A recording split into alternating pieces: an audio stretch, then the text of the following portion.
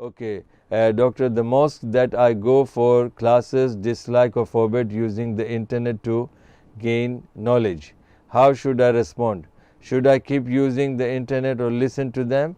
Alhamdulillah, see, don't argue with them. This is narrow-minded understanding of the people generally. You know, today if you have internet and today you have got, live shows, options. Look, I'm sitting in my studio. I'm sitting in my studio. And now you people are in Manchester, some may be in London, some may be in India and Pakistan, maybe some may be in Dubai. And see, you are watching me. And see thousands of people who might have these questions, but they didn't get the opportunity to ask me. But with your questions, I'm giving you the answer and it goes to them as well. So this we have to understand, this is a blessing of Allah subhanahu wa ta'ala today. That Ballighu anni walau ayah. Rasulullah has said that convey my message to the people, even if it is one verse. But see, he says Ballighu anni.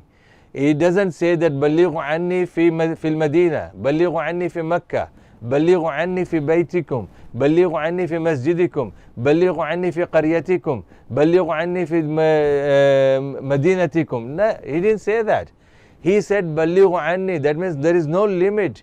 Teach my religion to any extent of the world.